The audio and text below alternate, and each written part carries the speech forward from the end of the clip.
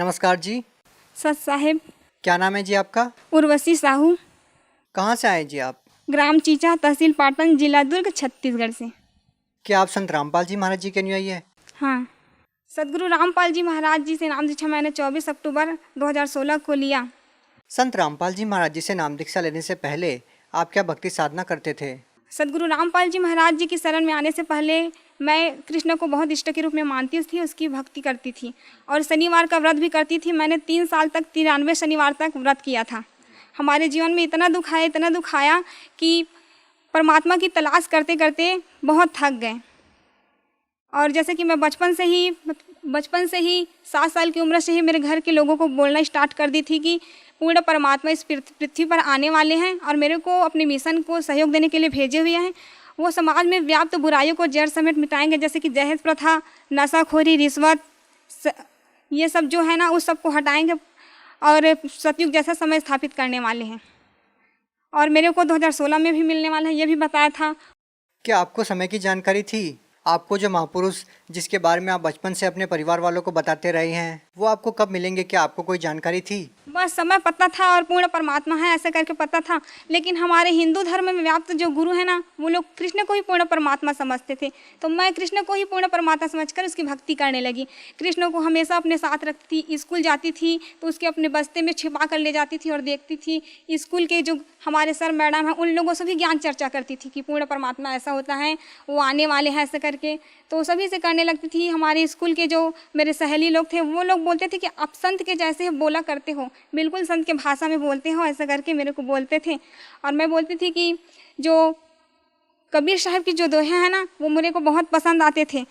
और ज्ञान चर्चा भी कबीर के दोहे में ही किया करते थे हम लोग स्कूल में। गायत्री मंत्र है वो भी जाप करती थी, रामायण का पाठ करती थी, गीता का। बचपन से ही बहुत पूजा पाठ करती थी सभी देव देवताओं की। आप संत रामपाल जी महाराज जी की शरण में कैसे आई?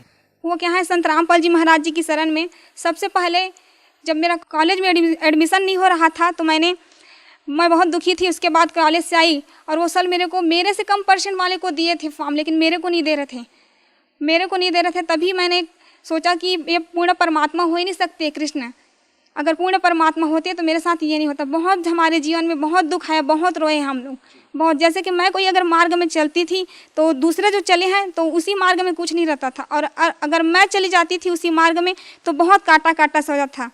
तो मैं जस्ट आई कॉलेज से, उसके बाद दोपहर को सो गई, थोड़ा सा नींद आया। उसके बाद सदगुरु रामपाल जी महाराज जी मेरे सपने में आए और वो साधारण वेशभूषा में थे। और संत तो वो सब पाखंड के जैसे कि जटा, लंबे नाखून और बाल बढ़ाए, दाढ़ी लंबी, वो सब थे। लेकिन संत रामपाल जी महाराज जी के ऐसे नहीं थे। तो मैं बोली मेरे मम्मी को बोली कि मम्मी एक आए थे एक संत, लेकिन वो बोल रहे थे मेरे को कि आपका एडमिशन हो जाएगा बेटा, आप चिंता मत करना। लेकिन मैं जानती भी नहीं थी वो संत है। लेकिन आत्मा जो है परमात्मा को पहचान लेती थी, लेकिन मेरी आत्मा ने पहचान लिया कि वो संत ही हैं। उसके बाद मेरी मौसी थी एक, तो वो बोली कि मेरे गुरुजी हैं संत रामपाल जी महाराज जी, आप भी उससे नाम दीक्षा ले लो। तो मैं बोली कि वो आपके गुरु नहीं है, वो तो मेरे भी गुरु हैं, वो तो उससे भी मैं भी नाम दीक्षा लूँगी ऐसे करके। और जीवन से बहुत हार चुकी थी। तो संत रामपाल, तब तक तो आपको नाम पता ही नहीं था। जब आपकी मौसी जी ने आपको बताया कि मेरे गुरुजी संत रामपाल जी महाराज हैं, लेकिन तब तक तो आप जानते ही नहीं थे कि ये संत रामपाल जी महाराज जी हैं। तो आपने अपनी मौसी जी से ये कैसे कहा कि ये मेरे भी गुरु हैं? वो क्या है ना कि आत्मा परमात्मा को पहचान सकते हैं, इसी प्रकार मेरी आत्मा ने भी गवाही दिया। तभी मैंने कहा कि ये भी मेरे गुरुदेव हैं। उसके बाद मैंने संत रामपाल जी महाराज जी से नाम दीक्षा लिया। देखिए, जो भी श्रद्धालु संत रामपाल जी महाराज जी से नाम दीक्षा लेता है तो उसको आध्यात्मिक लाभ होते हैं, भौतिक लाभ होते हैं, शारीरिक लाभ होते हैं। आपसे जानना चाहेंगे कि संत रामपाल जी महाराज जी से नाम दीक्षा लेने के बाद आपके जीवन में क्या बदलाव आया, आपको क्या लाभ हुआ? सबसे पहले मेरे को लाभ तो आध्यात्मिक हुआ। मैंने एक दिन परमात्मा से कहा था कि गुरुजी मेरे को इस लोक में रहना नहीं है, मेरे को सतलोक जाना है, मुझे नहीं रहना परमात्मा। तो गुरुजी एक दिन आए सदगुरु रामपाल जी महाराज जी और बोले कि बेटा आपको मैं आज रात को सतलोक ले जाऊंगा ऐसे करके। उसके बाद संत रामपाल जी महाराज जी आए, मेरे हाथ पकड़ कर बोले कि चलो जाएंगे सतलोक ऐसे करके, अपनी मम्मी को बता देना बेटा ऐसे करके बोले। तो मम्मी को जस्ट मैं बताई कि मम्मी मैं सतलोक जाने वाली हूँ, आप डरना मत, मेरे को कुछ नहीं होगा, सदगुरु रामपाल जी महाराज जी मेरे साथ है ऐसे करके। क्या उस टाइम पे आपके माता पिता ने या आपके घर वालों ने संत रामपाल जी महाराज जी से नाम दीक्षा ले रखी थी? जी हाँ, संत रामपाल जी महाराज जी से मेरे परिवार वालों ने, मेरी मम्मी ने भी नामदान लिया था। उसके बाद क्या होता है? उसके बाद गुरुजी आए और मेरे हाथ पकड़ कर ले गए। उसके बाद हम लोग पहुँचे काली रंजन के लोग, काली रंजन का लोग जहाँ पर आए वहाँ पर मैंने कहा कि गुरुजी मेरे को काल से बहुत डर लगता है, मैं नहीं देखूंगी उसको, ऐसे करके आंख बंद कर ली। और सदगुरु रामपाल जी महाराज जी ने कहा कि बेटा आप चिंता मत करो, मैं आपके साथ हूँ। उसके बाद हम लोग त्रिकुटी पे आए, त्रिकुटी पे परीक्षा हुआ वहाँ पर, तो सदगुरु रामपाल जी महाराज जी वहाँ छुप गए। उसके बाद जो बहुत सारे देवी देवता हैं ना, अपने अपने लोगों का प्रलोभन लेकर मेरे पास आए। बहुत बाजार जैसा था वहाँ पर, बहुत सारे प्रलोभन दे रहे थे मेरे को कि आपको ये पद दूंगा ऐसा करके। लेकिन मैंने कहा कि नहीं, मेरे को कुछ भी नहीं चाहिए। बहुत रोई मैं, बहुत रोई, नहीं मेरे को नहीं चाहिए, मेरे को तो पूर्ण परमात्मा चाहिए, मेरे सदगुरु रामपाल जी महाराज जी चाहिए। उसके बाद सदगुरु रामपाल जी महाराज जी को मैंने बहुत ढूंढा। उसके बाद एक कोने में सदगुरु रामपाल जी महाराज जी मेरे को दिखे। उसके बाद दौड़ते दौड़ते गई और परमात्मा को रोते रोते गले से लगा ली कि गुरुजी आप मेरे को चाहिए, बस दुनिया की कोई चीज़ नहीं चाहिए, परमात्मा बस मैं आपको चाहती हूँ और कुछ भी नहीं चाहिए मेरे को। उसके बाद सदगुरु रामपाल जी महाराज जी ने मेरे को उठा कर कहा कि बेटा ऐसा ही तो चाहता हूँ, मैं चाहता हूँ कि हर हंस में ऐसा ही गुण हो। सतलुग जाते समय परमात्मा ने मेरे में पूरा शील, संतोष, विवेक, क्षमा, जो सतलुग जाने का जो गुण होता है ना व्यक्ति में, वही पूरा स्थापित कर दिए थे। उसके बाद सदगुरु रामपाल जी महाराज जी ने कहा कि बेटा कोई बात नहीं, मैं ही कबीर परमात्मा, पूर्ण परमात्मा सदगुरु रामपाल जी महाराज जी के रूप में आया हूँ बेटा, लेकिन संसार के लोग मुझे नहीं समझ रहे हैं। कोई बात नहीं, इंसान में इतना अहंकार घर कर गया है कि मेरे को समझना ही नहीं चाहता है। मैं ही पूर्ण परमात्मा सदगुरु रामपाल जी महाराज के रूप में आया हूँ, जिसने असंख्य ब्रह्मांड की रचना की है। और मेरे बिना इंसान एक तिनका भी नहीं उठा सकते, लेकिन इतना अहंकार है कि इंसान मुझको समझना ही नहीं चाहता है। लेकिन कोई बात नहीं बेटा, बहुत जल्द सतयुग जैसा समय स्थापित होकर ही रहेगा। मैं चाहूँ तो पल भर में मंत्री सभी की बुद्धि को बदल सकता हूँ, लेकिन मेरा कुछ मिशन है बेटा और लीला करने वाला हूँ। उसके बाद मैं बहुत जल्द सतयुग जैसा समय स्थापित करूँगा। उसके बाद गुरुजी ना मेरे को सतयुग जैसा समय है उसमें ले गए। तो मैं बोली कि गुरुजी ऐसा ऐसा होगा बेटा, देखो ऐसा करके पूरा भविष्य में ले गए। तो मैं गुरुजी से बोली कि गुरुजी हम लोग जाएंगे वहीं पर, चलो ना रहेंगे ऐसे करके। तो सदगुरु रामपाल जी महाराज जी ने कहा कि बेटा हाँ बहुत जल्द रहने वाले ना, आप चिंता ना करो। उसके बाद आप कहाँ जाते हैं? पहले गुरुजी मेरे को ब्रह्मा विष्णु महेश के लोक में ले गए। उसके बाद काली रंजन का जो गुप्त लोक रहता है ना महाशिव रूप में, वहीं पर ले गए। उसके बाद वहाँ गए, उसके बाद देखिए कि बहुत बड़ा शिवलिंग था वहाँ पर। उसके बाद वहाँ प्रवेश करते ही जस्ट इतना बेकार धुन था वहाँ का, बहुत ही खराब था, मेरा सर दर्द होने लगा। तभी मैंने गुरुजी से कहा कि गुरुजी ये क्या है ऐसे करके। तो सदगुरु रामपाल जी महाराज जी ने कहा कि बेटा ये तो शिव का लोक है जहाँ गुप्त रूप में रहते हैं काल निरंजन। तो मैंने कहा सदगुरु रामपाल जी महाराज जी से कि गुरुजी मुझे इस लोक में नहीं रहना है, इस लोक से बाहर चले जाएंगे, चलो ऐसे करके। तो सदगुरु रामपाल जी महाराज जी वहाँ से बाहर लेकर आए। तो जब भी उस लोक का याद आता है ना, तो वो धुन आते ही बहुत सिर दर्द होने लगता है, बहुत ही बेकार है उस लोक का धुन। उसके बाद हम लोग नर्क लोक में देखें। नर्क लोक में ना काली रंजन जो तपतशिला में सभी जीवों को भूर रहे थे, गर्म तेल डाल रहे थे, बहुत गर्म खंभे पे बांधकर सभी जीवों को उसका जो बुरे कर्म का फल दे रहे थे। और सदगुरु रामपाल जी महाराज ने कहा कि देखो बेटा ये लोग मेरे भक्ति नहीं किए, इसीलिए तो इसका ये हाल है, लेकिन अगर मेरे को ये अभी भी मेरे को पुकारेंगे तो मैं तुरंत दौड़ा चलाऊँगा।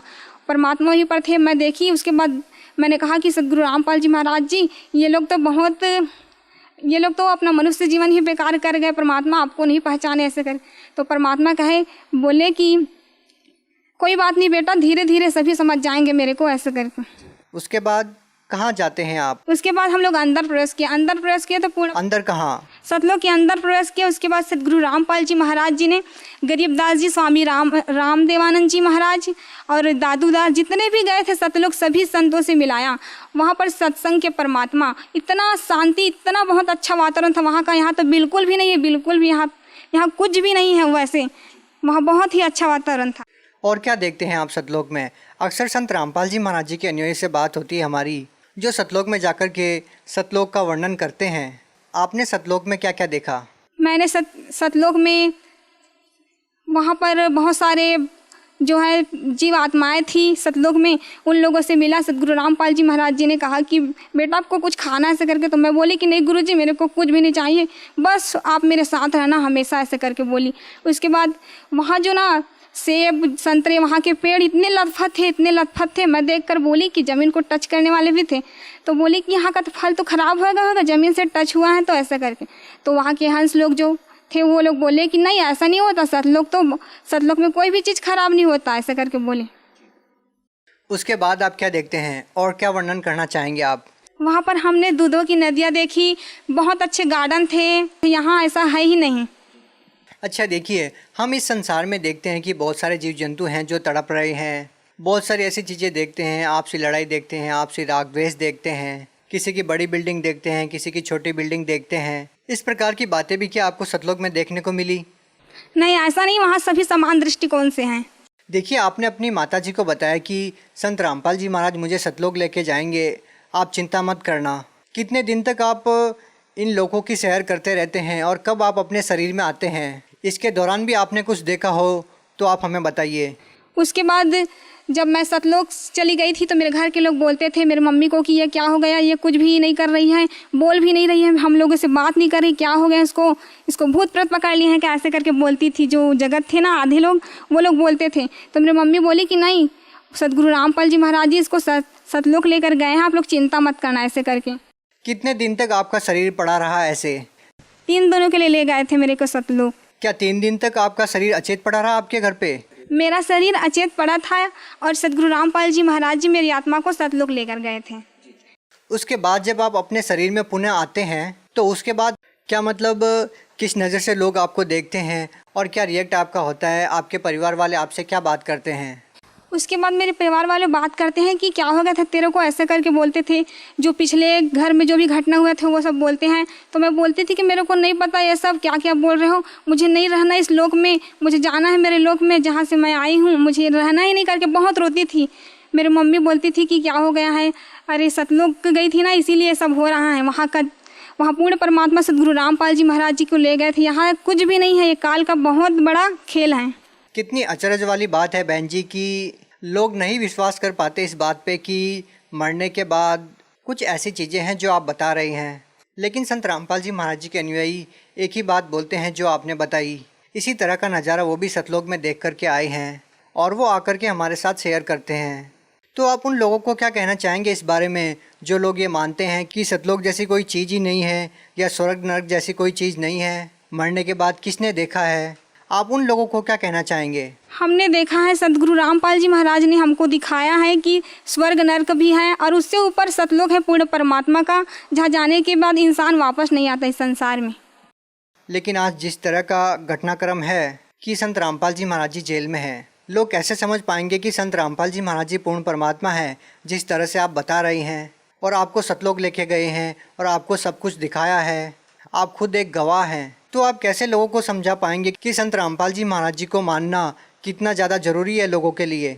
एक बार हमारे घर में हमारे जो मामा जी थे, पहले नाम दीक्षा नहीं लिए थे, मैं उसी के घर में रहती हूँ, तो वो बोले कि आप हमेशा सदगुरु रामपाल जी महाराज जी बोलते रहते हो, थकते नहीं हो उसके नाम लेते हुए।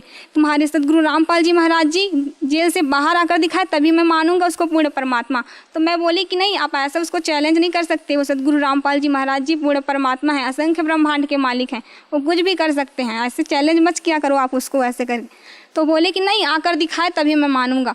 उसके बाद उसी दिन रात को 11 बजे सदगुरु रामपाल जी महाराज जी हमारे घर में आए, उसके साथ 4 भगत जी भी लोग थे। उसके बाद सदगुरु रामपाल जी महाराज जी 10 मिनट तक बहुत दरवाजे के पास ही खड़े रहे। मेरे मामा ने देखा, गर्मी के दिनों था तो बिस्तर पर वो वहीं पर आंगन में सोए हुए थे। सदगुरु रामपाल जी महाराज जी को देखा, उसके बाद बुलाए हाथ जोड़कर कि आओ महाराज जी आओ, ऐसे करके बैठो, ऐसे करके बोले। उसके बाद हम लोगों को बुलाने के लिए चले गए कि आपके गुरुजी आए हैं, चलो चलो ऐसे। बहन जी, आपसे पूछना चाहेंगे, जिस तरह की बातें आप बता रही हैं, ये सपने की बात है या हकीकत की बात है? नहीं, ये सपने की बात नहीं है, ये वास्तविकता है। सदगुरु रामपाल जी महाराज जी हमारे घर में आए हुए थे। ये सब हकीकत में घट रहा था आपके मामा जी के साथ? हाँ, ये हकीकत है, रात को 11 बजे की बात है। जो आपके मामा जी मानने को तैयार नहीं थे, जो आपके मामा जी कह रहे थे कि संत रामपाल जी महाराज जी जेल में हैं, संत रामपाल जी महाराज जी उनको दिखाई दे रहे थे? हाँ, उसी को दिखाई दे रहे थे, क्योंकि सदगुरु रामपाल जी महाराज जी ये प्रूफ किए उसको कि मैं पूर्ण परमात्मा हूँ, मैं जेल से बाहर भी आ सकता हूँ, ऐसा नहीं है। उसके बाद जो आपके मामा जी थे जो ये बोल रहे थे कि आपके गुरुजी जेल से बाहर नहीं आ सकते, तो फिर उसके बाद उनकी क्या प्रतिक्रिया रहती है इस बात को लेकर के? वो क्या है ना कि वो बोलते थे कि मैं कभी जुड़ूंगा ही नहीं, मैं सदगुरु रामपाल जी महाराज जी से नाम दीक्षा लूँगा ही नहीं, कुछ भी हो जाए मर जाऊंगा पर भी से नहीं लूँगा। लेकिन ऐसा दिन आया कि सदगुरु रामपाल जी महाराज जी से उन्होंने नाम दीक्षा लिया और उसकी बीमारी भी ठीक हो गई। इसके अलावा आप कोई अपना अनुभव शेयर करना चाहेंगी? सर, मैं एक और अनुभव बताना चाहती हूँ कि मैंने सद्गुरु रामपाल जी महाराज जी से नाम दीक्षा लिया। तभी एक दिन मैं तालाब में ऐसा ही पैर धोने के लिए नीचे उतर रही थी। तभी सद्गुरु रामपाल जी महाराज जी ने कहा कि बेटा, आप पैर को नीचे मत रखना, वहाँ पर बहुत नुकीला चीज़ है, आपके पैर चुभ जाएगा। उसके बाद जस्ट मैंने निकाल कर देखा, जस्ट पैर रखने वाली थी वही जगह पर, तो वहाँ पर किसी ने शराब की शीशी को पीकर फोड़ दिया था। वो बहुत नुकीला था, अगर चुभ जाता तो बहुत मेरा पैर कट जाता। एक बार सद्गुरु रामपाल जी महाराज जी की शरण में आ गई थी। तभी सद्गुरु रामपाल जी महाराज जी ने कहा कि मेरा एडमिशन नहीं हो रहा था, कॉलेज में एडमिशन नहीं हो रहा था। मैंने जब 10th क्लास में थी ना, तो बहुत मेरे साथ अन्याय हुआ, बहुत दुख है हमारे जीवन में। फर्स्ट ईयर का एडमिशन था। एडमिशन के लिए मैंने 12th का, उसके बाद मेरे साथ बहुत बुरा होता है करके मैंने अपने मार्कशीट और टीसी को फाड़ दिया। तो उसके बाद मैंने सोचा कि अब मेरे को रेगुलर करना, तो क्या करूं ऐसे करके। उसके बाद सोचा कि क्या करूं, तो सद्गुरु रामपाल जी महाराज जी ने कहा कि बेटा, आप चिंता क्यों करते हो मेरे रहते हुए, मैं हूं ना आपके साथ, हो जाएगा आपके एडमिशन। उसके बाद मैं वो सब डाली नहीं थी, मार्कशीट और टीसी मेरे पास था ही नहीं, तो मैं नहीं डाली थी और दूसरे डॉक्यूमेंट्स डाली थी।